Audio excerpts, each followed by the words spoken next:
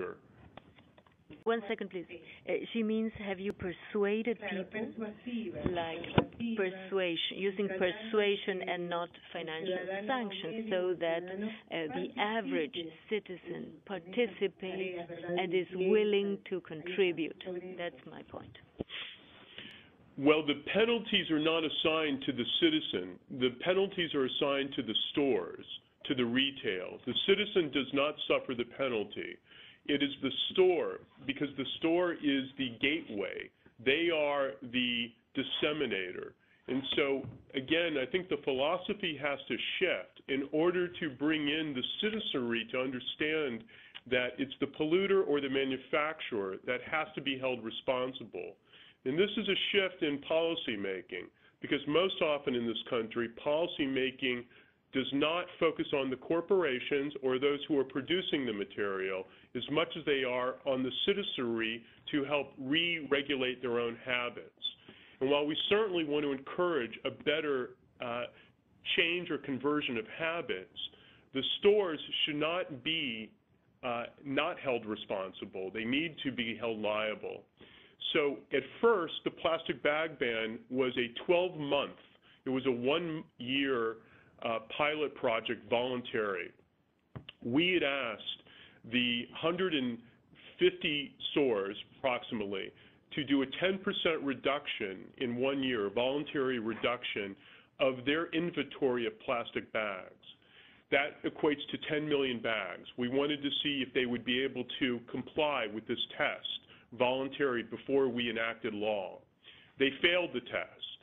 And then after they failed the test, and they did not come even close to the 10 million bag reduction, we had asked them to invest in an educational campaign to inform the citizenry, to inform consumers and shoppers that when you go through a store, to understand why it's important to not use plastic and, frankly, not use paper. I don't want people to use paper just because plastic is not available. It should be no plastic, no paper. It should be reusable, and that's what we're trying to encourage. But since they did not comply with our voluntary request on an educational campaign, that is when we decided to move into law. And the law was the last resort. And the last resort was, if they weren't going to help aggressively reduce the reduction of the plastic bags themselves, then the law in itself will certainly be the leverage that causes this to happen. And frankly, it's worked. It's worked well. And I have to say, I was shocked, absolutely shocked, that San Francisco was the first city in the United States or in this hemisphere to do this. Now, I was more shocked at the velocity that this idea has traveled throughout the country. Both in red and blue states, conservative and liberal states, where cities are now taking this on.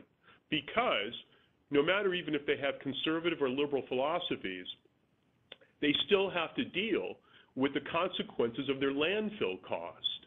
So you can be of a conservative opinion or a progressive or left opinion, right or left, but you still have to deal with the legacy of the environmental degrading material. And no matter what, you got to zero in on this. You can't neglect it, because this stuff is hard to recycle. Out of 1 trillion bags in the United States, 1 trillion bags, plastic bags, made of virgin petroleum or gas, literally upwards to only 1 to maybe 2% out of 1 trillion are recycled. This is out of the Wall Street Journal. This is out of Forbes 500, Fortune magazine. This is well documented. And so since only 1 to 2% of 1 trillion in just this country alone that is being produced, then you have to sort of magnify that globally, what we're actually doing, which is why we believe you should not wait, meaning us here, for federal or state government, which is why we want to move forward from local government on this action. Now, since we are on the move to do this in other cities, industry is starting to fight us back. And I respect those in the grocer industry or the plastics and petroleum industry, in the chemical industry, who doesn't believe in this law. I respect the fact that there are people out there who want to work with us to see a voluntary reduction. But considering the fact that now many of these interests, corporate interests, are suing cities in California and suing cities, going to court and trying to reverse the bans or stop those bans, we have a policy war that's going on here.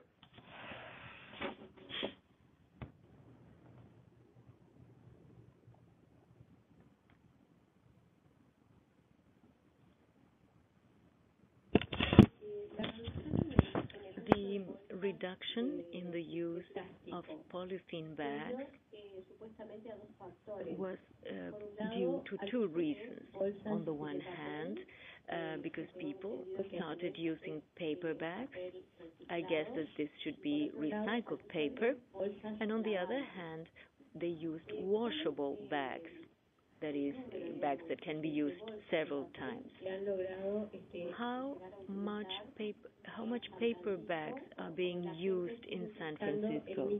Or do people use the same amount of paper bags as they would use in the case of polythene bags? Are they using washable bags at the level of consumers? Have they reacted? Are they now beginning to use reusable bags like cloth bags or other materials? I understand. People are starting to use reusable bags, cloth, canvas. They're getting very creative.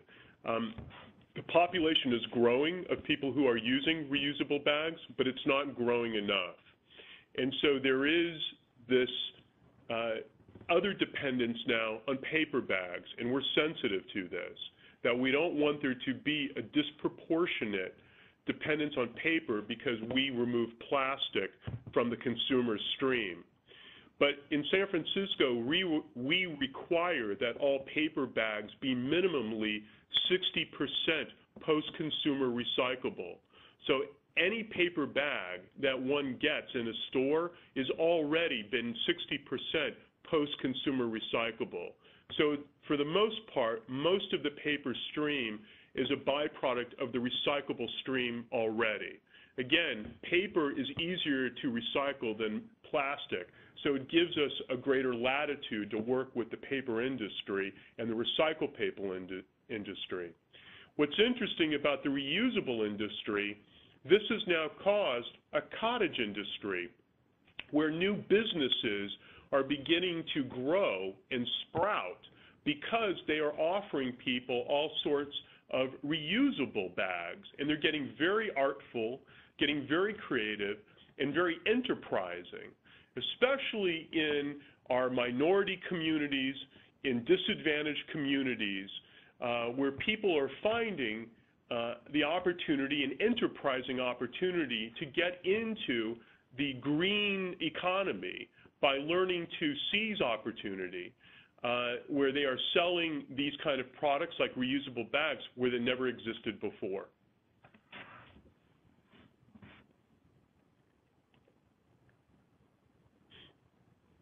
I have two questions in one. My first question, did your local government disseminate a message so that people would choose paper bags instead of polythene bags? And the second part of my question, did you conduct an analysis to compare the